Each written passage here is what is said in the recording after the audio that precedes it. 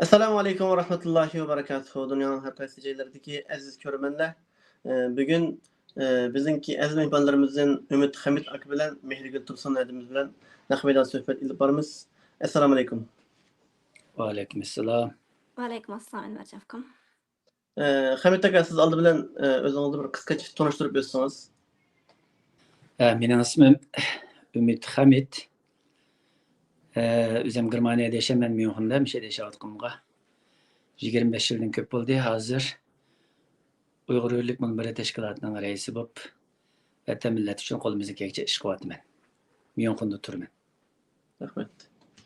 Mehrigül siz bu köpçülik tanıyımız şunu aklamayana bir katım kıskaça bir tanıştırıp ötseniz. Assalamu alaykum. Tordaki barlyk ýerdaşlarym. Men Mehrigül Tursun.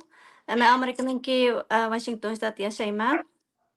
2018-den başlap hazır kadar Uyghur halkynyňky Xitay jazalagarda körüp atgan eçinçi sıkka iş izini dünýäge aňlatyp şaýatlyk berip käwatman. Rahmet. Endi aldı bilen şu sizlerinki teşkilatlar yani kılakan faaliyetlerinizden azır köptür Facebook'tan kılakan bolsakmı lekin resmi şekilde çoğun kanallarda ya ki televizyon kanallarda kömüdük ya ki tonuq bir tonuşka bir imkaniyetle yer vermedi. Şunun için sizlerinki teşkilatınki kuruluş sebebi kılakan hizmetler hakkında bir tonuşturup ötken bolsanız. Boldy.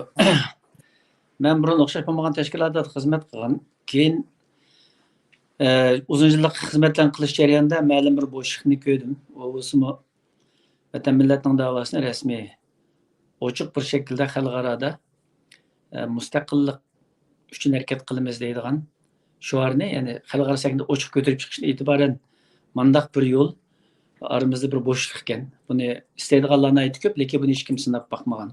Uzun mezgilgacha albatta buni sinab atgan teşkilatlar var, lekin resmi şekilde xalqaro sorunlarga berip konferanslarda mandaq şekilde faoliyat qilganini ko'rmadim. Shunda ip basak özümizning nishoniga yetkani bo'layotgan degan qarorga keldim o'zimning tajribamga asosan. Shuning bilan 2020 yilning oxirida o'xshash bo'lmagan ziyolilar bilan paranglish birlik qilish orqali Uyg'ur Hürlik Münberi degan tashkilotni tashkilladik.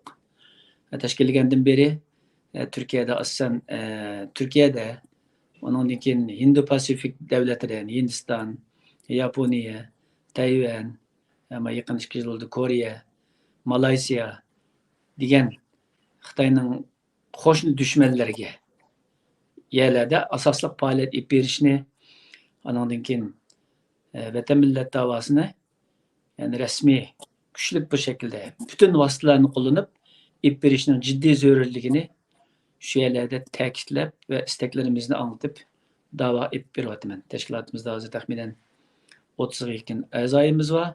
Yaqinda 10'dan köp 18'den 20 chiqchi bolalar qo'shildi. Yani boshqalarning qo'shilib bizlar bilan harakat qilishini umid qilamiz. Biz bir qancha tashkilotlar bilan hamkorlashib ish qilyapmiz. Alloh xolsa bir natijalar chiqadi deb kutyapmiz. Sizlerinki hamkorlashib xizmat qilayotgan tashkilotlar qaysi tashkilotlar va shu siz deb o'tgan Malayziya, Yaponiya, Hindiston degandek davlatlar bilan bo'lgan ko'rishishlarda qanday bir natijalarni qo'lga keltirdingizlar? Hozir biz hamkorlik ishlayotgan tashkilotlarimiz bir qancha. Oldingi qatim biz hamkorlik tuzgan tashkilotlar Turkiyadagi Sharq Turkistonliklar Federasyoni, yani Mahmud Amin Damullam başlıq vatqan bunun için ilim şerifini öz içine algan 7-8 teşkilat hamkorlik tuzduq. Asas nişan milli mustaqillik üçün qo'limizdan kelgan barliq ishlarni qilish har xil yo'llar bilan. Mushuni hamkorlashib xizmat ip beryapmiz. Endi o'xshash bo'lmagan davlatlarda faoliyat qildik.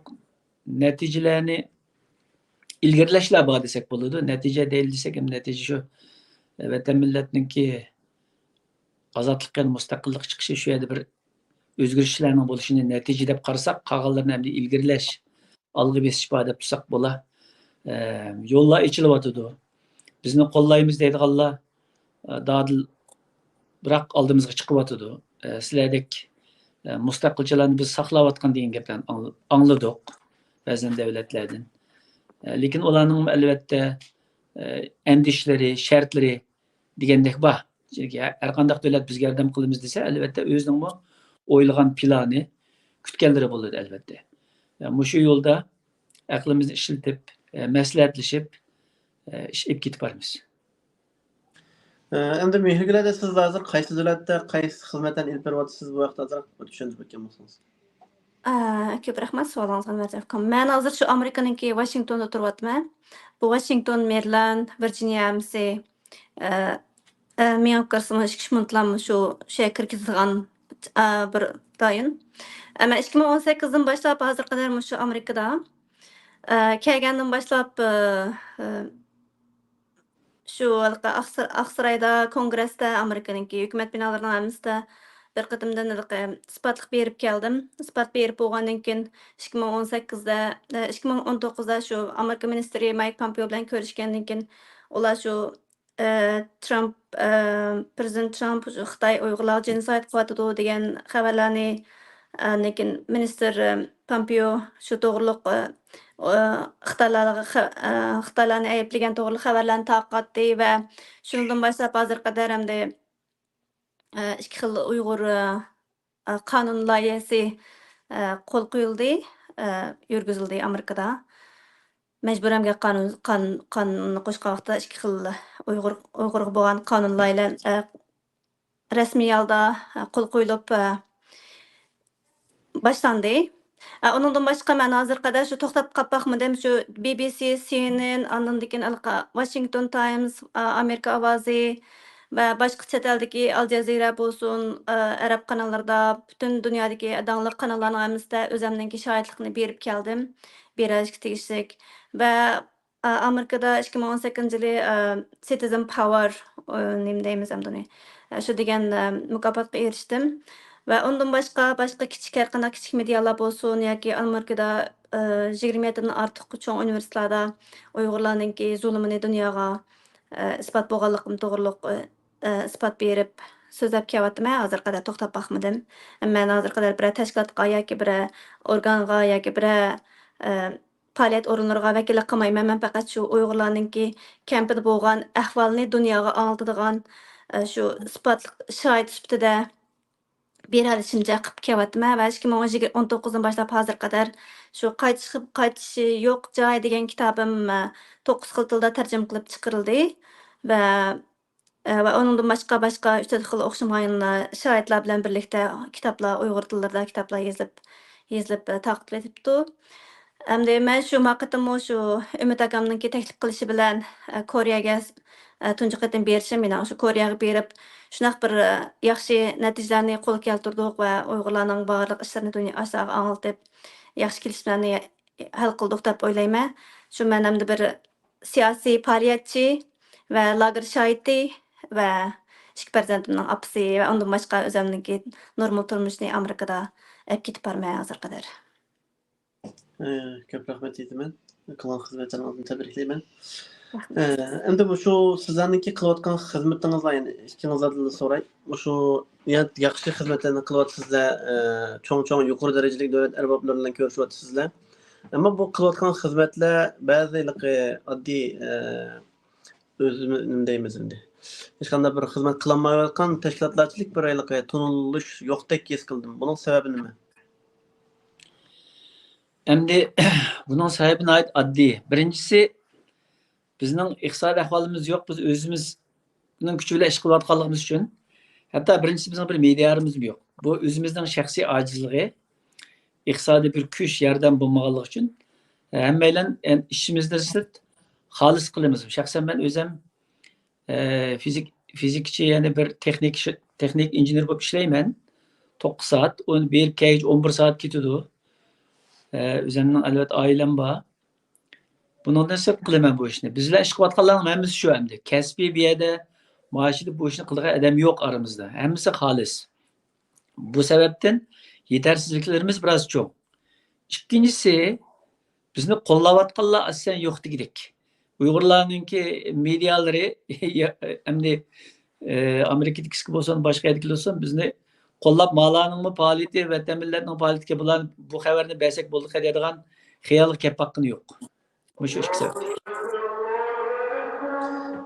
Erkin Asya Radyosu hakkında bir fikriniz var mı? Siyaki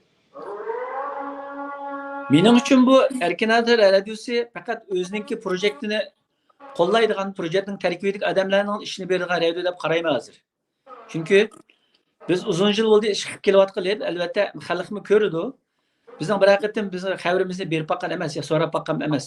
Hatto men necha qitim bo'lgan yig'inlarga ularning ichidagi ba'zi muxbirlarni taklif qilgan.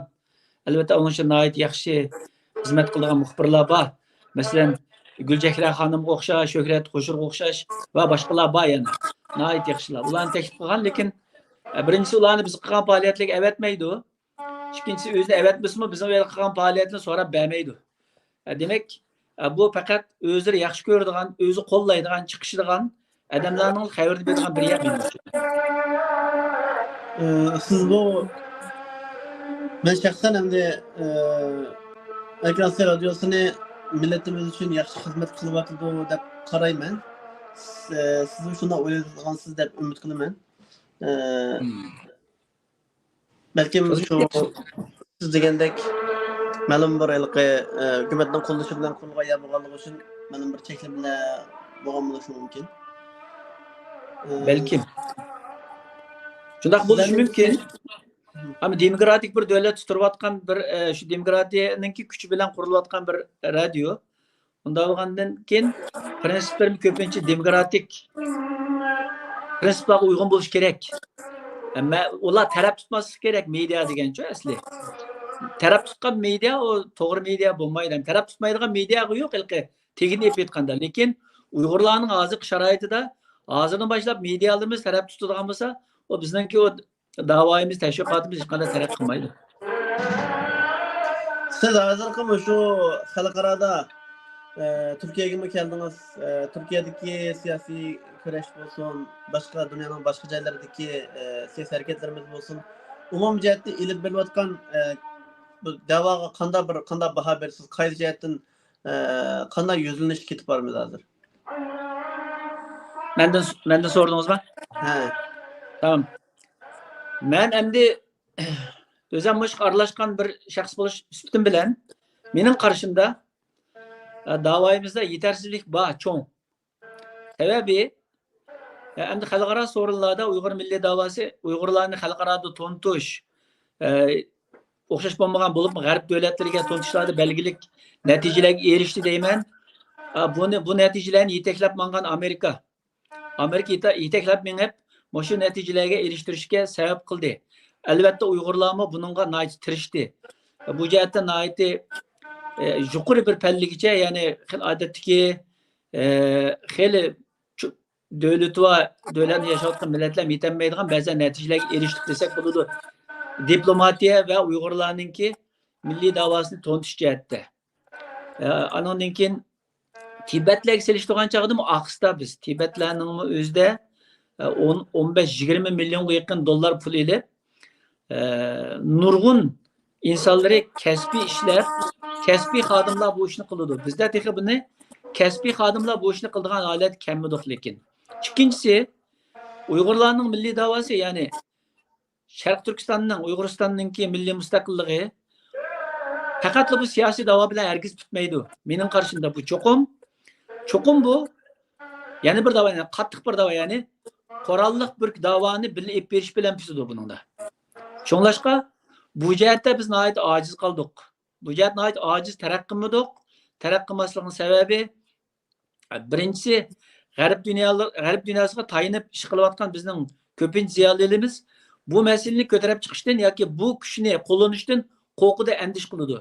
Sababi bo'lsa o'z vaqtidagi Suriyaga inib chiqqan shu mujohidlarimizningki ko'pincha mesela Xitoy va nurg'unlar tarafidan va ular terrorist bu degan qalpoqlar bilan atilib qelishi, lekin Amerika bir ikki yil avval ularni bu tashkilot terror tashkilot emas deb e'lon qildi. Bu degan gap nima qilsang qil, endi qilsang bo'ladi degan gap bu. Yo'lni ichmagan gap bu. Endi buningda quruq siyosat bilan haqqi berib yig'lash bilan bu ishni butunlay hal qilib bo'lmaydi. Xitoy uningga pisanmi qilmaydi, ko'ryapmiz. Hozir Mehrgul xonim dedi, Amerikada ishki qonun chiqdi dedi. Uyg'urlar uchun to'g'ri. Amerikada ishki qonun chiqdi. O ishki qonunning tek hech qanday kuchining bo'g'ini yo'q. Masalan, Xitoyning tovarlarini cheklash qonuni chiqdi. Lekin $8 ostidagi mallarni cheklayolmaydi. Masalan, prinsipida ularning chiqargan qonunida. Xitoy unda a'zo mallarni turkumlab, ya'ni millionlab akrab setyapti. Bo'shliqlarmi bor albatta uningda. Lekin biz siyosiy davoni hozir shaklda ep berishimiz kerak, texnik taraqqi qildirishimiz kerak. Ikkinchisi, Xitoyning qo'rqadigan davosi nima degan chog'da Xitoyningki bunini qantish, Xitoyni cho'chitish, Xitoyning ig'ir ashyolarni, aslihalarini, boyliqlarini, chet davlatdagi yo'llarni bir balvoq, bir yo'l bu ulanmalarning hammani bitchit qilish, uning ig'ir zarba berish. Mushu Xitoyni qo'rqitdi. Bo'lmasa Xitoy hammaylar tunigandek Xitoy uni tillaganga, uni jazolayman deb uning siyosat yurgizganga, pisan qilgan ya nomus qilgan, ya menda bu bo'lmay qapti, xalqaro biz qarab menda bir tap tortadigan bir millat emas. Umumyuzlik davlatmi shu. Unda bo'lgandan keyin uning anglaydigan so'zi, uni qo'rqitadigan narsa. Uni qo'rqitadigan narsa bo'lsa, hozir men deyotgan, uning qarshi dunyodagi ilg'or texnikalarni qo'llanib, hozir texnikalar intan yuqurib ketdi. Hozir odam soni bilan urush qildigan, mening mancha million askarlar deb urush qilgan mezgillar o'tib ketdi dunyo hozir. Ilg'or qoralingiz bo'lsa, yuqori texnikangiz bo'lsa, fan texnika bo'lsa, cho'ng davlatlarga ham kichik davlatlar taqobil tura oladigan, uni yengolmagan taqdirdami, uni ojizlikda ufurta oladigan, uni cho'chita oladigan imkon bor. Buni Uyg'urlar mash yo'lni qo'limizda chin va mustahkam tutib epmangmisak, bu milliy davomiz mencha sol tarafdagi deganim sol qo'ldagi faqat siyosatni ep berib xalqarada bizni besib oldi, bizni irqchilik qilyapti deb buni to'xtatadigan degan bu narsalar bizning ishimiz hal bo'lmaydi. Xitoy har zaman BDDagi 5 muhim davlatning birisi bo'lib olganligi uchun 71-yildan boshlab bu yerda ya vetosini qo'llanib, ya mening ish kishim degan shaklda bu ishni doim mustaqil inkor qilib keladi. Mushu mening deydiganim. Qisqartib aytganda. Allah razı olsun. Ko'p rahmat aytaman. Shu siz deb o'tgan masalalarni texnik yaxshi ochiqlab berdingiz. Ammo menimcha ko'plagan qarindoshlar xalqimiz bu nuqtalarni tushunib yetdi. Bir necha yil avvallar, ammo bir chiqish yo'li yoki bir siz deb o'tganga o'xshash muntazam yaxshi bir ta'siri bor, ahamiyati bor ishlarni qila oladigan bir siyosiy organni bo'lmaganligi uchun jiq umidsizlanish, chekinish masalalar bek ig'ir bo'lib ketib bordi deb men shaxsan shunday o'ylayman.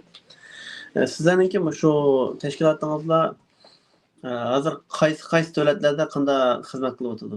Qanday tarmoqlar qaysi davlatlarda bor? Hozir bizning bu tashkilotimiz o'zimi uncha bek odam sonimiz uncha jiq emas. Dedim 27-8 ga boramiz. Ish qilayotgan odam. Iqtisodiy kuchimiz boshqalarga selishtirgan bo'lmaydigan darajada ojiz qo'limizga kelgan qilayotganligimiz uchun biz asosan Hindistonda, hozir Malayziyada, Koreyada 3 yerni asos qilyapmiz. Buningdan sirt chegara rayon boshqa yerlarda, demaydigan yerlarda biz uzun bo'ldi tayyorlik qilyapmiz, harakat etib beryapmiz. Mencha biz ma'lum bo'shliqlarni to'shqizayapmiz deb deyalayman. Balki boshqalar kelib bu bo'shliqlarni texim to'shqizishi mumkin. Ama biz bu yerda biz bo'shliq borligini ko'rib, biz yerda biz yaxshi faoliyatni olib beryapmiz deb qarayman. Masalan, Hindistonda bu yerda asosan yo'lini ochgan biz bo'ldik desak xatolashmaymiz. Bu yerda hukumat organlari bilan so'zlashib va boshqa organlar bilan ko'rishdik. Nurg'un boshqa yerlar bilan ko'rishdik. Xeyli bir ishlarni qildik bu yerda. Uning endi kelgusida taraqqisa, ya'ni mukammallashtirsak, u yerdan natijalar chiqadi deb qaray olmayman. Haqiqatan shu Janubiy Koreyada bir ziyoratda bo'ldingizlar, deymi? Janubiy Koreyada Mehrigul adam mas'ul bo'lyapti, deymi? Janubiy Koreyadagi ishqa Mehrigul xonimni men taklif qilib oldim. Mehrigul xonim u yerga hech qanday ishkilanmay, jiroq, ikkinchisi Janubiy Koreya bo'lsa, Xitoy bilan deymiz qaytarib berilish kelishimi bor. Ig'ir siyosiy jinoyatchilarni qaytarib berish kelishimi bor bo'lgan bir davlat. Lekin o'yliqi tizilmoqdiki degan gapda, e'lon qilingan degan gap. Mushtaba hamma narsani ko'z tutib, shu Koreya hukumati bilan bexatarlik masalalarini qayta so'zlashgandan keyin Mehrigul xonim bo'lsa, Mehrigul xonim darhol men boraman, Uyg'urlarning ahvolini dunyoga tunchiq ish berayotgan qo'rqmayman. Men bir o'lib bo'lgan odam deb badi. Mikirgül Hanım üyege berip bizning Koreyadagi ishimizni Mikirgül Hanım eşeğe berip şu yerda anglatganligi uchun ichilayotgan yig'inni u yerda 3-4 hassa texim kuchlik qilib butun Koreya jamoatiga to'ntib etdi. Acayip kuchli bo'lib ketdi. Agar Mikirgül Hanım üyege bormagan bo'lsa, ochgan yig'inimiz hozirgi to'nilishidan balki 3dan 1chilik bo'lishi mumkin deb qarayman. Janubiy Koreyada qaysi boshqalar bilan ko'rishdingizlar, qaysi temalar haqida suhbatlar olib berildi? Janubiy Koreyada birinchisi biz parlamentning ichida bir konferans ochdik. Bu yerda Hindistonning surgundagi hukumatining vakili keldi. Surgundagi hukumat Dalay Lamaning maxsus vakili Yaponiya turishliq u qatnashdi. 2 odam bilan 3 odam. Mong'ollarning bir lideri va bir cho'ng odam. U bir Yaponiyadagi vakil bilan u qatnashdi. Biz qatnashdik. Bu yerda uchimiz o'xshash shaklda bütün gapimiz biz Xitoydan butunlay ayrilib mustaqil bo'lamiz. Mustaqillikdan boshqa narsani biz e'tirof qilmaymiz. Mustaqil bo'lib yashash uchun bizning bütün derdimiz bu ish Xitoyning ishkicha emas degan temada so'z qildik. Ularmi shuni dedi, biz shuni dedik. Hatto bir-birimizni qo'llagan, har so'zlaganda 3 millatning ismini tang atab turgan shaklda so'zladik. Bu yerda hech bir Koreya hukumatiniki erbotlar yoki millat vakili parlamentga buni hech qanday bu gapni demanglar demidi yoki inkor qilmadi. Hatto hammasi ishimizki sizlar bir kuni cho'qim mustaqil bo'lasizlar dedi. Hammasi hatto. Har qanday ko'rishganimizning ishimiz sizlar cho'qim bir kun mustaqil bo'lasizlar dedi. Ya'ni Koreyaning Xitoyga noiti achchig'i bor, dushman ko'rdi. Sababi ikki. Birinchisi Shimoliy Koreya bilan Janubiy Koreyaning birlashish arzusi bor. Chunki ikkisi bir millat bo'lganligi uchun buni to'sab qilayotgan, buni qirg'izmayotgan davlat shu Xitoy. Birinchisi bu. Ikkinchisi ularningki Manching vaqtida Xitoyga bo'lib berayotgan Chaoshanzu deb qo'ydi Xitoylarning ichiga o'ziga olgan Jendao deydigan bir cho'ng territoriyasi bu. Uni asli Koreyaning yeri ekan. Uni qaytarib olamiz deb uning noiti umid bilan uning yetishdi ekan Xitoy bilan. Mana shu ya asli bizning deb Xitoydan buni talishdi ekan Janubiy Koreya. Andan keyin Xitoyning ta'siri Janubiy Koreya bo'lsin, Shimoliy Koreya bo'lsin, ikkisidan noiti ig'ir ta'sir qilgan Xitoy uzun yillik qo'shnichilik va Ikkinchi dunyo urushidagi Shimolga bo'lgan ta'siri va gazan nuqtalarni aytgan chaqda. Hozir Koreyaning yoshlarida bo'libmi Xitoyga qarshi uyg'unish eng tan kuchli ekan.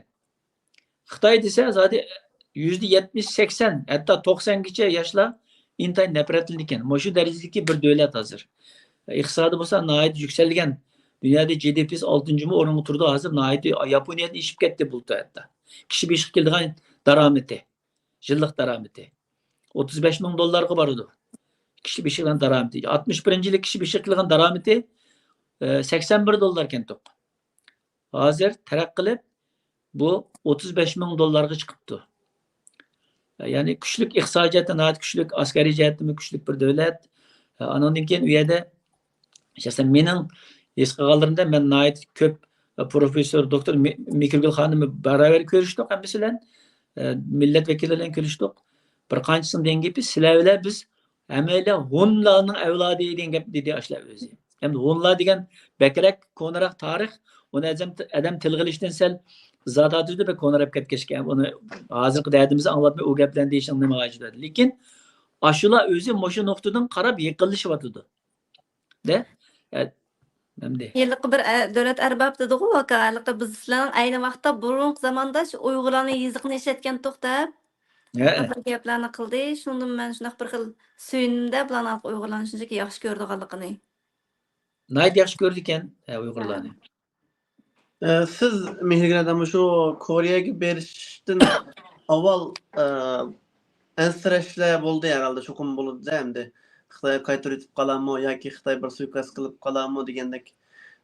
Siz qanday qilib o'sha yerga berishdan bir qaror qildingiz? Nimadan o'yladingiz? Ayni vaqtda Ümit akam mendan mustaq bir bek muhim yig'in bor. Kelalsangiz bek yaxshi bo'ladi dedi.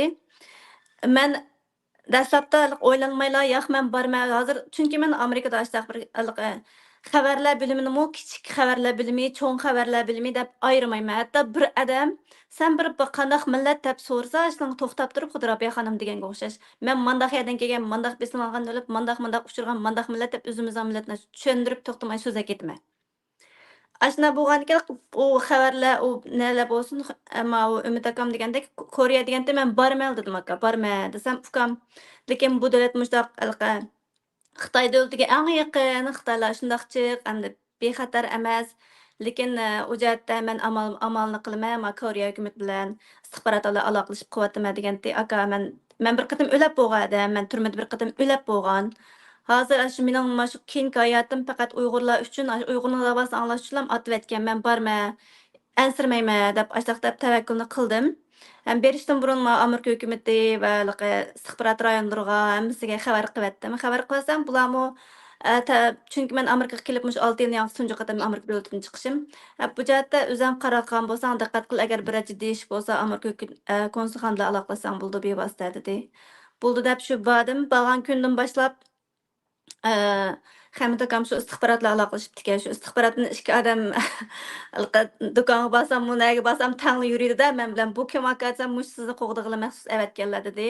Ashta qilib 5 kun hamda mening borgan to'liq faoliyat qilgan kunim 5 kun bo'ldi. Bu 5 kunda ish qilib atdigan soat 5:30da qopsaq Mongol turimizga kech soat yotoq qaytgan vaqtimiz kech soat 11 bo'lib ketadi. Bir kunda 2-3 dan hatto 4 dan o'xshamagan rayonlarga bordik. Men Amerikaga kelganda men eng umidsizligim ba'zi xil bir ziyoli vatanparvar degan odamlarimiz "Ukam, berib kelibsiz, qilgan ishlaringiz ashada qolib qoldi-ku" deyman dedi. Men shunday umidsizlandim. Chunki men biroz undaq deb baxmagan. Men vatan uchun bir ish qilsaqkan, natija chiqsakan deb mangandan keyin mening Koreyaga berib kelishimizga hamda davri Umid akam mening butun xarajatimni Umid akam ko'tardi. U yerda bir da'vo qilganimizga hech qaysimiz bir davoni qildingiz, mandaq so'zdingiz, $1 dollarni eling demaydi. Hammamiz o'zimizniki millat uchun bir natija chiqsakan deganni qildik. Men shu xizmatimni tashlab qo'yib ashak bordim, Umid akam shuna bo'ldi. Berib qildik, bordik, shundaq bir ba'zida dedi pensiyaga chiqqan arboblar bilan ko'rishibsizlar deb. Undaq emas. Faqat bir kun pensiyaga chiqqan arboblar bizlarni hammasini bizdan taklif qilib, o'zining tajribasini qandaq, o'zining davlatining qandaq taslikda ozod qilganligini, mushu Tibet, Mongol, mushu Uyg'urlarni qandaq qilsa, mushu davlatlarni keyin amini ayrim qilaydiganligini ham o'zlarining cho'qim bir davlati bo'ldi deb bizga shunday bir ilhomlarni berdi. Shu so'zlagan bo'ldi. Undan boshqa hammasi hozirgi mushu o'zining huquqida bo'layotgan davlat arboblar bilan ko'rishdi. U pensiyaga chiqqanlar, amaldan qolib qolganlar emas. Ammo qatam shu Umid akam shunday yaxshi ishlarni qildi. Masalan, nurg'un o'quvchilarni ashak opirib o'qitishga bo'lsin. Ashad Koreyada nurg'un odamlar bakan, hatto 522 yil bo'lgan, hech qanday ish hal bo'lmagan, hech qanday qog'oz yo'q qo'lda. Ashta Uyg'urlar bakan. Ashlarning ishlarini hammasini hukumatlarga topshirib, biz berib ikki Uyg'urning ishlash qog'ozini ib berdi. Umid akam shu gaplarni ko'rishib, shundan bo'lsa xo'sh bo'ldim, natija bo'pti-ku deb. Qolganlarini Umid akam sizga anlatadi. Men vaqtim berib bir xil ilhomlandim, xo'sh bo'ldim. Chunki ashlarmi bizga cho'qim bir kun davlatinglar bo'ladi, hargiz umidsizlanmanglar deb bir cho'ng bir hukumat ministri, bir odam bir ayolning haykalini bizga ko'rsatib turib so'zladi-da. Mush ayolmi ayni vaqtda mushu biz Koreya texnik mustaqil bo'lmagan vaqtimizda shunday qiynalib, shunday azoblangan bir ulug'vor ayol shuni haykalini men hozir ishxonamga hozirgacha qolib qo'yman deb ashaq deganda men shu yig'lab soldim. Shuni mush ayolga o'xshash bizning nurg'on necha millionlagan ayollarimiz, erlarimiz mushda qiynaladi hozir mush holatda. Shuni biz amal bor hamda davlatlarga anlatib qilyapmiz, qancha yordaminglar bo'lsa bizga qila olsanglar deb shu gaplarni qilib qildik. Shunaqa yaxshi bo'ldi deyman hamda qolganini Umid akam sizga tafsili tushuntirib berdi. Men bek xo'sh bo'ldim, men bek umidlandim vaqtim berib qilgan faoliyatimdan. Faoliyatlarni yaxshi bo'ldi, chunki Koreyanimi Yaponiya 1910-yildan tatib besib olgan, 1945-yilga ta 2 dunyo urushida Yaponiya mag'lub bo'lgandan keyin Koreya Yermeni Rus, Shimoliy Koreyani O'rus egallab, Janubiy Koreyani Amerika egallash bilan ikki davlatga bo'linib mustaqil bo'ldi. Lekin mustaqil e'lon qilgandan keyin dunyo, g'arb dunyosi albatta Shimoliy Koreyani e'tirof qilmaydi. Demak, gapning qisqasi bularmi yani 35-36 yil Yapon tajovuzchilari deydi albatta ular bularni besib olganligi uchun bularni xil vayron qilibdi bularni besib. Oxir mustaqilligimizni qo'lga olgan deydi. Ondan keyin bular bizga Yahudilarniki 2000 yilda dunyoda surgun bo'lib, eng aqsa bir davlatini qurdi.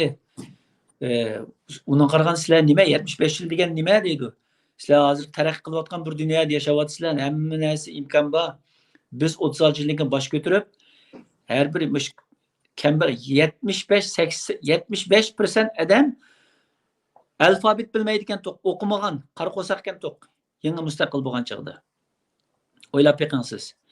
Hozir mushu millat taraqqiy qilib, davlatini qurib, dunyodagi iqtisodiy eng oldidagi GDP'si 6 davlatning ichiga kiribdi. 6-chi xatolashmagan bo'lsam. Bu şey kiribdi, shunda taraqqiydi. Ya'ni bizdan hech qanday boylik chiqmaydi deydi.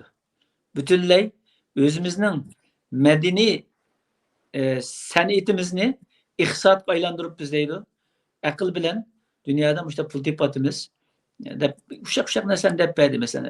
Ilqi bularniki güzellik buyumlari ilqi kimchi deydigan ilqi kichik xamsay o'sha narsalar deganda işte vakaza Muşda uşaq lekin butun dunyoga taqilgan mashunda nayt ko'p texnikalari va kichik texnikalari. Biz mashina bilan taraqqi qilyapmiz. Sizlar hozir bunday kuchli bir xalq ekansizlar deb bizga alayda bizga madad berdi. O pensiyaga chiqqan deganlarninki hammasi general.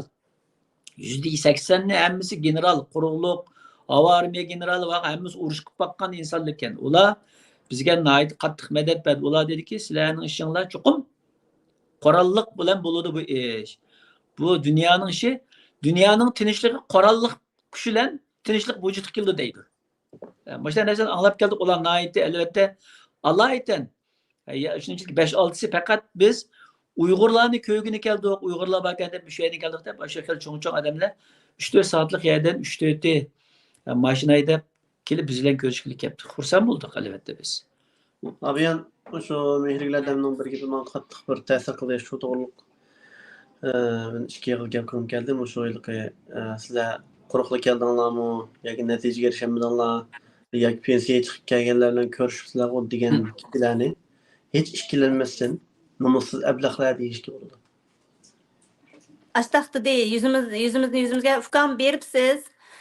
Millet üçün qıvatsız degeni demay qanchalik pul aldınız dedi ba'zilari.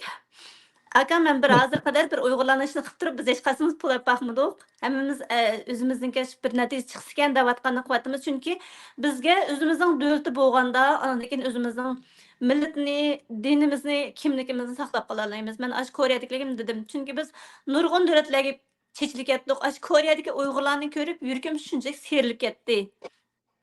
Shunchalik serilib ketdi, shunchalik bechora, haliqi tillarini, o'zining tilini unutib qolmabdi, Xudoga shukri. Lekin men o'ylab ketdim, o'zimizning davlati bo'lsa, o'zimizning yashaydigan yurti bo'lsa, mushu bechora bolalarimiz ahamiyat chechilib yurmasdi. Hammamiz o'zimizning davlatida, o'zimizning tili, o'zimizning dini bilan taraqqiy qilardik. Nima uchun bizga, nima qilyapti bu xitoylar bizni deb shunday serilib ketdi ichim. Kelgandan keyin bo'lsa, ashta gaplarni oldim, lekin men pisand qilmadim. Chunki bizda Uyg'urlarda birlik yo'q ekan. Hammamiz qilolishimiz qilsak, hammamiz tang tirsak, mush vatanimizni, millatimizni qo'g'dab qolsak degan narsa yo'q. Ba'zilarimiz amalning ostida urush bilan, ba'zilarimiz pul tepishimiz bilan ashta bo'lib ketdi. Lekin bularmi gaplashu. Qag'ashinglar Xitoylar bilan eng yaqin Amroq davlat Koreya. Elim yaxshi sizni qaytarib o'tmaningizga xo'sh bo'lsangiz bo'ldi kelyapsiz. Ashtaqdi. Bulardan og'rilmayman balkim chunki bularning ashni o'ylaganidek aqli yo'q kash insonlarningki. Bizden bir ustazdan bir gibi olduğuna şu sizler daim mustaqillikka numus qalmagan g'urur yok insanlar mustaqillik sizler davamlı şu mustaqillik, ölüm, öldürmez, o bu da ölümden gibini bilip qalsizlar, ölümden başqani uqmaysizlar deb sizler ölgen adamlar degende haqiqiy ölgen, ruhi ölgen, g'ururi vicdanı ölgen, g'ayasi ipiti ölgen bunda qarindoshlik mehr muhabbati o'lgan, vatan sevgisi o'lgan, haqiqiy o'lik odamlar sizlar shu. Garchi yashayotgan bo'lsanglarmi, yeyotgan ichayotgan bo'lsanglarmi, sizlarning qarindoshlaringlar, bizning qarindoshlarimiz ashada tutganlaringlar tajovuzga uchrayotsa, qiyin qıstaqlarga uchrayotsa, turmada yetyapsa, sizlar yana ashlarga qarshi bir harakat o'tmaganliginglar uchun sizlarning qabrda yotgan odamga o'xshash hamma narsani o'lik. Agar sizlar hayot bo'lgan bo'lsanglar, hech bo'lmasa tajovuz qilgan zolim ishg'olchilarni urug' tuqqanlardan sizlarni ayirib etgan, vatanlarni ayirib etgan, mol-mulklarni ayirib etgan shu Xitoyni hech bo'lmasa tillaytinglar, hech bo'lmasa tirnoqlaytinglar. Chunki hayot odam bosqinchilik tajovuzga uchrayotgan bo'lsa, tirmalaydi, tatlaydi, tishlaydi, tillaydi, tükürdü. Qo'ldan nima qarshilik qilsa, qarshilik kuchini ko'rsatadi. Hayot bo'lganligining isboti qarshilik. Deydi, ma nomussiz insonlar qarshilik qilish u yoqda tursin, bir qarshilik ko'rsatyapsa, sen ma tajovuz qilyapti, ma sana mol-mulkingni, tuprog'ini ishg'ol qilyapti deb qarshi turayotgan odamnimi sen bekorga ish qilib, foydasi yo'q ishni qilib, ya maash pul elib, pul uchun uni qilib, bunu qilib degan bundaq insonlar Uyg'urning ichidan qandaqlik chiqib qoldiki, men aqlim hayron. Uyg'ur shundoq esli bir millat darajatdan. Bu insonlar qandaqini buzib ketgan qaysijet. Men bek ish qilib, boshqa odamni ko'rsim, mening atrofimdan ba'zi uchrab qoldim. Ammo so'rindim ba'zi ashlar gapni qilib qoldim. Darhol butun g'azabim bilan yuqori ovoz bilan ularga haqorat qilyapman. Bunda nomussizlik Nachar insanlar yo'q emas bu hamda aramizda haqiqatan. Mash Koreyaga borganda, mash Mekurgul xonim u yerda singlimiz shu Aziya Today'da meliq televizion kanalda bir naq maydon program berdi 1,5-2 soatlik. Shu 50 minutda 40 minutda so'zlagandan keyin shu naq maydon inkasiyasiga qarayinga necha ming odam shu Uyg'urlar haqida jiq ma'lumot og'imiz bor deb shundaq jiq hadis kitibdi.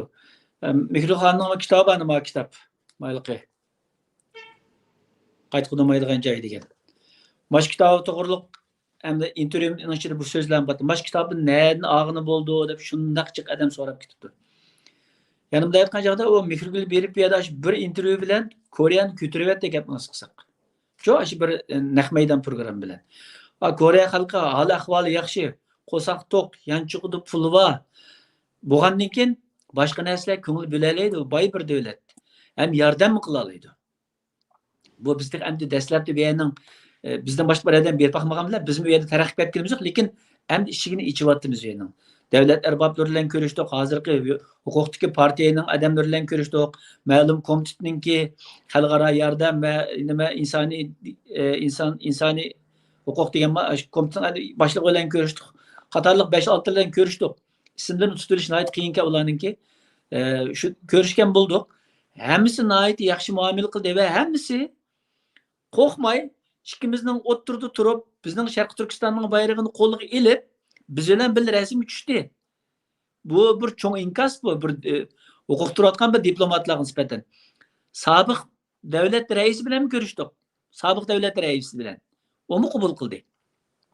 Yana bir gap depasam, bulto men birinchi qitim Koreyaga borgan chaqda, Koreya parlamentiga 4 qitim kaynikandan parlament a'zosi bo'lib baqqan bir odam bor va davlat raisi bo'lgan bir odam bor.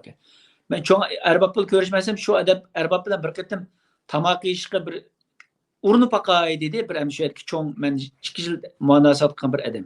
U mu cho'ng odamdi. U odamga bo'lib men tamoq yesam uzun bo'ldi, bir qahva ishkili ma'qulda yarim soat gapini anglab baqay debdi bo'ldi. U odam. Degandan keyin ma'qul deb yarim soat bizim ko'rish oldigan bo'ldim deb berib, yarim soat ko'rishganda shundaq tez hamda u odam tarjima qiladi. Shundaq tez davarimizni anglasam, u choychilik odam bilan o'tirib tamoq yeydigan o'zgarib qoldik shuni bilan. Angladi o'tirib, odam o'tirib ketib, hayotimda, ömrümdə anlab baxmagan bək eğir keldi menga dedi. Eğir keldi, men sizlarga yordam qilay dedi. Ma faqat mening og'zimda anglayotgani. Agar Mekurgul xonimdek birsin og'zidan o'zidan kechirmishni anglagan bo'lsa, u odam og'irib qolar ekan to'q. Men ahvolimiz mashunda yordam qilmasam, shunchalik u odam o'tirib ketdi. Ashada turib telefon qilib, menga bultosh bo'lgan ish shu. Telefon qilib necha odamni mening bilan ko'rishdiganga shu odam to'g'rilab berdi. Shu bir çayga kelib ko'rishman degan odam. Shunda Uyg'urlarning vaziyatini anglagandan keyin. Uning qaraganda bizning aramızdagi insonlar o'zimizning urush tuqqan qarindoshlarimiz, ahli mahaldaşlarımız, dostlarımız, yurtdoshimiz, millatimiz xoni vayron bo'lib qirilib edi, vayron yo'q bo'lib ketish oldida qizlarimiz turkumlab Xitoylar majbur to'y qilinib, tilimiz, dinimiz barbod bo'lib, aytib past bir holatda ya'ni bir dafsanchilik yashayapmiz. Biz nima bo'lib kelsak bo'ladi? Unda bo'lishining bedeliga bizning insonlar Xitoy keling deb quchog'ini ichib, yolg'onni xalqaro o'yin o'ynab, shuning maslashib ana yuzlarcha odamlar dukurlab ketib bordi vatanga kelyotdi. Hamma odamlar qechyapti da'vodan. Xitoy uchun ishlayotganlar ko'rmangdak va bizni bilmaymiz emas, biz nurg'unlarni biz o'zimizga kuchliq tizimlab mengyapmiz, ammo bizning qo'limizda hech qanday bir kuch, hech qanday bir buni bartaraf qiladigan omil bo'lmaganligi uchun xayr deb oldi qarab ketib boramiz, lekin ishonamanki bir kun bularning hammasi hisobini oladigan kun keladi. Kun keladi. Endi programma oxirlash oldi turadigan ayt yaxshi ahamiyatli ma'nolik bir suhbat programmasi bo'ldi. Bizni ko'rayotgan qarindoshlarimizning mana shu suhbatimizga aloqador savollar bo'lib qolsa, savollarni qabul qilamiz. Uning uchun mana shu oxirida sizningki ekranga olib kelish imkoniyati bo'lib qolsa, sinab boqay.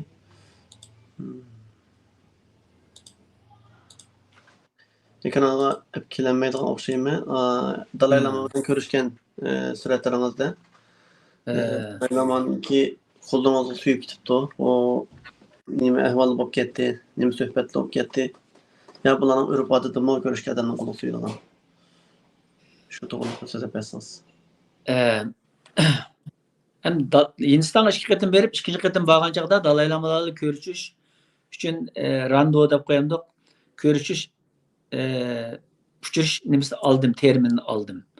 Olgandan keyin Dharamsalaga chiqib, u yerdagi 4-5 kunlik ular o'rlashtirgan Tibet surgunlik hukumati o'rlashtirgan bir yig'in qatnashdim. Qatnash jarayonida ular Dalay Lama uchirishni u yerda to'g'rildi. Mallam emas, yig'in qatnashgan 28-9 dak odam bilan qatnashdik. Qatnash jarayonida Dalay Lama men do'p kiyib o'ltirgandim, o'shada oldi kirib so'zlagan chaqda necha qitim gapi bo'linib ketdi. Uyg'ur bor ekan, Uyg'urmi bor ekan deb Dalay Lama shu alaydan shu 2-3 qitim ashundaq dedi. O'zbek ta'sir qildi. Men chunki herhalde Dharamsalaga chiqib Dalay Lamani ko'rishgan birinchi Uyg'ur o'xshayman deb qoldim. Va boshqasini zaten anglab baxmadim hozirgacha o'zim. Belki xato bo'lishi mumkin, lekin boshqasini men anglab baxmadim. Shuningda lekin u yerda bunda navbat bilan kelib ko'rishadigan gapkan. Telefon hech narsa kirgizmayotgan, beshiramni qattiq kontrol qildigan, hech nima kirgizmayotgan ishiga. Rasm tortishga imkon yo'q ekan zodi.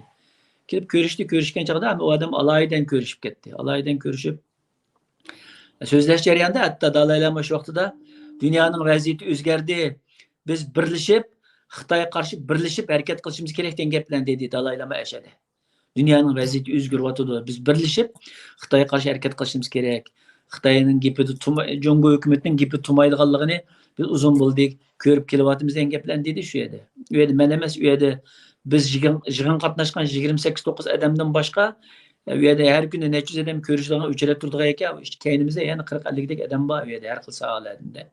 Ashada boshqa gap bilan dedi. Shu jarayonda endi qo'lim tutib ularning odat o'xshaydi, peshonasiga bunda qo'yib qo'yilgan bo'shliq. Boshlar bunda bir rasm ashlar tortibdi. Biz zaten işini ekranmaymiz zaten. Kim tortdi zaten. Shular tortib voy bir parcha rasm tushib olgan bo'ldiksak, hammalarni o'rtirib bunda tez turinglar deb shu bir parcha rasm tushgan bo'lgan.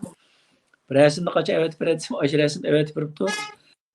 Hech kimning qo'lida unda peshonasiga qo'yib suyib ko'rishib, menikini shunday ko'rishganda endi Uyg'urlarga bo'lgan albatta o'zining nihoyat hissdoshligi bor va do'stonligi bor. Chunki burunqi cho'nglarimiz bilan ancha-muncha birga ish qilib Uyg'urlar, Tibetlar, Mo'ng'ullar hamkorlashib da'vo olib beribdi ekan. Undan keyin bizning vaziyatimizni albatta nihoyat yaxshi bildi, chunki bizning beshimizga kelgan ularning beshiga kelib o'xshash vaziyatda qirg'inchilikqa, dafsanchilikka, majbur assimilyatsiyalarga uchrayapmiz, bulang talonchilikqa. Ularning ortiqchiligi bo'lsa, ular bu yerda bir hukumat shaklida u yerga surgun bo'lib chiqqan. Hozir shu hukumatini mukammal parlamentida 400 necha odam ishlaydi ekan. Tibet hukumati, parlamenti, oliy sudi, adliyasi hammasi shu Dharamsalada ekan va Hindiston askarlarining ichida Tibetningki 10 ming atrofida, onun qaraq askari ham rasmiy askar ekan. U Hindistonning askari hisoblanadigan o'xshaydi. Chunki Hindiston vatandoshi bo'lganligi uchun yoki uning ayrimi u inchkilarini so'ramadik hamda. Jiq narsani paranglashgan bo'ldik. Tibetlarni o'rganadigan narsa nihoyat ko'p ekan. Chunki ular rasmiy faqat kirsa bir bir hükümet bu bilan bir davlatni mang'izib ketgandek darajada ekan. Shu yashayotgan shu yerda 5-6 ming Tibet shu yerda yashaydi ekan. 5-6 ming oila. Shu yerda 10 necha hatto 20 necha maktabi bor ekan. Tibetning instituti bor ekan, tadqiqot institutlari bor ekan, universitet bor ekan hatto. Ular bek taraqqib ketgan. Bizning hozirgi sharoitimiz bilan ularnikiga selishtirib olsak, ulardan bek biz bu jihatda. Ular mukammal bir şekilde vataniga qaytib bilan davlatni boshqarib ketadigan bir şekilde o'ltiribdi. Biz bo'lsak 150 tashkilot bo'lib, balki uningdan chiqmayak ozmi bilmayman, ammo 100dan ko'p biz. Hammamiz men mash do'konni egasi bo'laman deb hammamiz o'z oldimiz bir do'kon ochib, birsimizning gapini birsi anglamay hozir ketib boramiz. Bunda bo'lgansa bizning vatanning ishi hal bo'lmaydi. Bo'lmagan chaqda birlashmasakmi, hamkorlashib qilishimiz kerak. Hamkorlashib qilishimiz kerak-ku. Bu bizda bo'layotgan bu depsenchilik, bu qirg'inchilikda hamkorlashib kuchlik ish qilmasak, nurg'un bo'shliqlarni to'shqazolmaymiz. Mening deydigan gapim shu. Rahmat. Sizning bu mehriylarda yana to'xtaydigan yoki xalqimizga deydigan ko'ngil so'zlaringiz bo'lsa, deb bersangiz. Mening shu xalqimga deydigan gapim hozir shu men mush qatam Koreyaga kelgandan keyin bek jiq o'ylanadigan bo'lib qoldim. Chunki Amerikadan mushtaq vayrona o'tayotgan ayol bolalardan, ota-onalardan, urug' tuqqanlardan alardan o'tayotgan odamlar o'xshaydi desam, Koreyada bo'lsin, Yaponiyada va boshqa davlatlarda bo'lganlar shunday jiq ekan. Endi biz bir millat, bir qon bo'lgandan keyin qarab turolmaydi ekanmiz. Kallamizga kirib oldi ekan. Ashlarimiz o'zimizning akillari, ochilari, singillari, onalari, dadalari bo'ldi ekan. Ashlar bo'lgandan keyin biz amal va nurg'un tashkilotlar hozir o'ziniki mushu eng mushtaq jiddiy vaziyatda hozir boshqa davlatlar urush bo'layotgan mushtaq jiddiy vaziyatda biz Uyg'urlar nima holatda desak, biz hozir huquq talish bilan aldirash. Ishlar oyoqda qilib, huquq talish bilan Annekin shu alaqa yeydigan pulning nimasini talish bilan ashta aldirash bo'lib ketib bormiz. Asli bunda bo'lmasa bo'ladi. Biz o'zimizga bir loyiq bir odamni tanlab, hamma tashkilotlar o'zining yo'lida mengib, tashkilotlar bir bo'lsin demaymiz. Ko'p bo'lgani yaxshi, chunki yilonning beshi ko'p bo'lsa, o'ltirmak tez bo'ldi deydigan gap bor. Lekin hamma tashkilotlarni o'zaro qo'llashib, bir-biridan birlikda ish qilib, ashta qilgan bo'lsak, bo'lgan bo'lsak, Uyg'urlarning ishlari xeli bir yerga bora oladi. Chunki biz Uyg'urlar boshqa millatlardek emas. Biz bek aqlliq bir yerga borsak, ishni singalaymiz. Ham tillarni ko'p egalayamiz. Tirishchan millat biz. Ashta bo'lgandan keyin biz amal va bo'la olsak, ham bir-birimizni qo'llay olsak, birsimiz bir ish qilsa, bu ishing unda bo'lmaydi, bunda bo'lmaydi deb uningga so'g'uq suv sepmasdan, qilyapsiz, qancha qilsangiz, qilsangiz deb bir eg'iz gapmi qilib qo'ysak, ilhom berib qo'ysak, shundan bir suyunib qoldi ekanmiz. Shu qo'llasak, birlashsak degan shu umidda Uyg'ur xalqiga. Yani küçük durumlar demekçi. Küçük durumlar amal bak Xitayning ma o'yiniga herkes desep ketmanglar. Qilayotgan xizmatlaringizda texmo ko'plab yutuqlarni tilaymiz. Abiyam siz Koreyaning gapini qilgan o'xshash. Hozir balkim ba'zi ahmoqlar sizga sizning irodangizni so'ndirgan ba'zi gaplarni qilib qolgan bo'lishi mumkin, ammo kelgusi avlodlar inshaalloh sizga o'xshash qahramon Uyg'ur xonim qizlarini eslaydi, siz bu kitoblarni yozadi degandek, shu sizning loyihangizni nurg'unlagan farzandlarimiz o'yinmoqda inshaalloh. Umid aka, sizning bu so'zlaringiz bor bo'lsa, to'lqab qo'ysangiz, bo'lmasa programmani oxirlashtirsak. Yana bir gapim bor, shuni deb qo'yishni muvofiq ko'raman. Mushu bizning odamlar og'izni ochmay, mushu bizning mujohidlarga haqorat qilgan mushtaq bir yomon bir odatni tepag'anlik xil ko'pkan. Endi ularning chiqishi va dastlabkilari boshqa yo'llari xato bo'lgan bo'lishi mumkin. Uningdan biz odatdagi kichik bir guruh, kichik millat bo'lganligimiz uchun xalqaro cho'ng kuchlar selishtirgan vaqtida o'ynab ketgan bo'lishi aniq buni. Cho'ng davlatlar buni o'ynab ketdi. Bular nurg'a odamlarimizniki behuda yo'qolib ketishiga, o'lib ketishiga, shahid bo'lib ketishiga sabab bo'ldi. Lekin ishib qolganlar esa hozir aqlini tepib bizning asli qildigan jangimiz, bizning asli dushmanimiz Xitoy ekan, shuning uchun qo'limizdan kelishicha bundan qadamimizni bosayli degan shaklda taraq qilib ilgarilab tirishyotdi. Ularning albatta ichida to'g'risi bo'lishi mumkin, balkim ozdir ko'pdir o'g'risi bo'lishi mumkin degandek, ularni tuzitib mangdi. Hozirgi umumiy yo'linish qaragan chaqda bular Sharq Turkistonninki mustaqilligi bularning oliy nishoni. Yani üyege 7 devlet atlab başka yerlerde üyelerde kapqagan bolsa, qandaq qilib Sharq Turkistonning milliy mustaqilligi uchun kuch chiqara oladiganga tirishyapti deb men ashta ko'raman. Shunglashqa ularga madad berib qo'limizda bor. Birdan bir hozirgacha kuch bo'lganlik uchun chet elda turishlik bularni himoya qilib, bularning texmi taraqqiy qilishiga, hatto bularning texim to'g'ri yo'lga menishiga biz turtki bo'lishimiz kerak. Hozir ularning ichidagi afzallik bo'lsa, men vatanim uchun, millatim uchun jinimni beraman deydigan tayyor jinimni beray deyotgan insonlar bor. Hozir men biznikilar içimiz jinini berish emas, milyonga bermaydi, bir namoyishdan chiqolmaydigan, yenimizni turpasini qo'qib turolmaydigan, hatto uningdan aksincha Xitoyga ishlaydigan vatan ketib atgan manda shaklda turg'uliq hozir vaziyatimiz. Shunglashqa mushularni qo'llasak, qo'llayli, qo'llamasak qarshi chiqmayli. Bilib bilmay hammasini bir jangal, bir chamada bir narsa haydamayli qarindoshlar.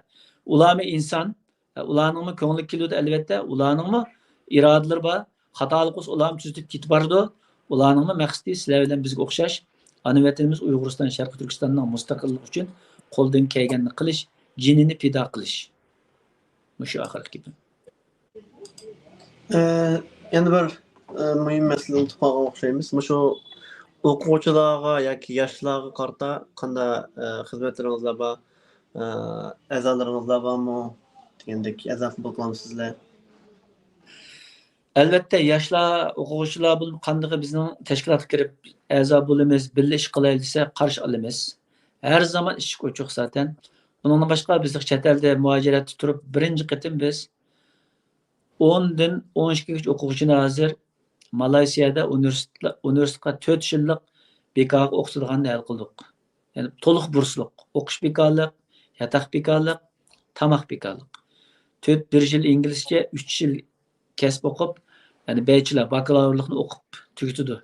Buni hozircha hal qilib baqqan bir tashkilot yoki bir o'rin yo'q. Buni biz hal qildik. Mushu bolalar yaqinda Xudoyim bursa javobini kutyapmiz. Onun uchun biz necha qatim Turkiyaga berib 80 dan ko'p o'quvchilarning ichidan 17-18 ni tanlab yo'lladik. Bulardan 10 ni ular tanlab o'qitadi. Har yili Alloh xolsa har yili 10 o'quvchini o'qitadigan ishni qildik. Boshqa davlatlardami buning uchun tirishyapmiz. Bu ishlar bo'ladi inshaalloh. Endi to'sabli qamsa haq oldini, ya'ni dushman. Yoshlar kirib ish qilamiz, birga qilaylik, yordam qilaylik, ishimiz intayin ochiq. Qildigan ish degancha masalan shu o'quvchilarning ishi bo'lsin, o'quvchilarga til o'rgatadigan, bilim o'rgatadigan, universitetlarda o'qitadigan, chet ellarga chiqaradigan ishlar bo'lsin. Milliy davomimiz yoshlar asosan intayin kam. Bu bo'shliqni to'shqizimiz, jiddiy to'shqizimiz bo'lmaydi. Bizning davrimizdagilar ketib qolsa, hozir pensiyaga chiqsa, orqamizdan kelgan tuzagrek yoshlar bek oz. Bu bo'shliqni jiddiy to'shqiz kerak Uyg'urlar deb qarayman. Rahmat. Hammangizdan Alloh rozi bo'lsin. Shuna o'xshash nurg'ulg'on yaxshi xizmatlarni vujudga chiqarishga Alloh nasib qilsin. Sizlarning bu tashkilotni qayta tafsiliy bir qoida prinsiplari, nizomnomasi, yoshlar qanday fursatlar bor bu haqda oldimizga yana bir suhbat o'rnashtiraylik inshaalloh. Bo'ldi. Ko'rishga omon bo'lgaysizlar. Alloh omonat. Alloh omonat, ko'p rahmat sizga. Rahmat. Bo'ldi. Rahmat, ko'p rahmat.